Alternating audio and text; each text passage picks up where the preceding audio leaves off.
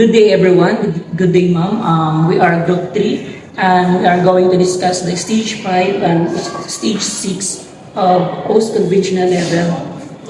So now I will be discussing the Stage 5, which is the social contract and individual rights. So at this stage, people view the world as having different opinions, rights, and values. Every individual recognize that while laws are important for a functioning society, they should be changed if they become unfair or fail to serve the people. So, meaning, at this stage is if the person or the society feel the unfair or the not fair of the law, it would be changed. So I will give you the one of the example of this stage. So here's the example of the stage 5. So I should pay my taxes because it funds the infrastructure that benefits everyone. But if the government uses that money to oppress or obsess people, the law needs to be challenged. So meaning, if here in the Philippines is we are required to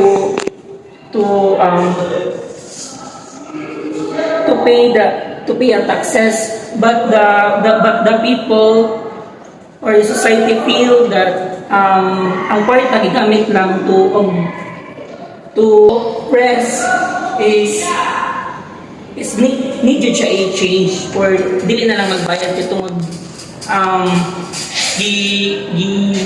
kurakot sa government.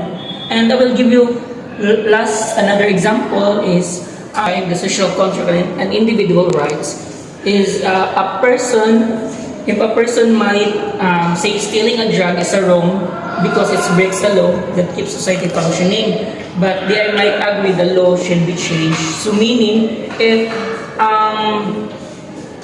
the ay diba is pag sa pagkawat is wrong man siya, but if everyone or society gani in-normalize gani siya, so need niya ma-challenge ang law or ma-change ang law. So the stage 5 is uses the democratic process to reform unjust law or what is legal and good for the group or for everyone or in the society. That's it. So good day everyone. I will be the one who will discuss the stage 6 universal ethical principles. So stage 6 is the higher level in Colbert's theory of moral development, a post-conventional stage where morality is rooted in abstract, universal ethical principles rather than laws, social norms, or personal gain. Colbert noted few people fully achieve this stage. So in universal ethical principles, there is a key components. First is the reasoning logic. Moral decisions are guided by internally held principles of justice, even when they conflict with laws or societal expectations. The focus shifts from what is legal to what is morally right. Next is universal values. Principles like human dignity, equality, and respect for life apply to all people, everywhere, regardless of legal or cultural context. So lastly is the rule of conscience.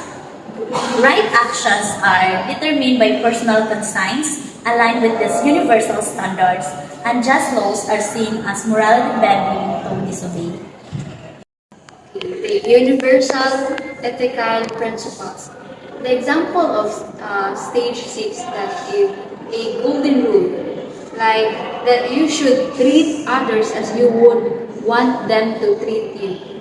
That is the if you should reciprocate. If ganahan ka nga ang trato sa imo sa ubang tao is maayo, dapat ikaw pod mutrato kanila nga maayo.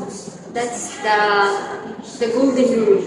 And respect for life, honesty, empathy, accountability. If ikaw nakasa is mo accountable nga kinasing-kasing nga mga pasayo. Bisan pa naas o kanang bisan pa o dili maayo ang imong maayo o sa dili ang imong gibuhat. That's the accountability.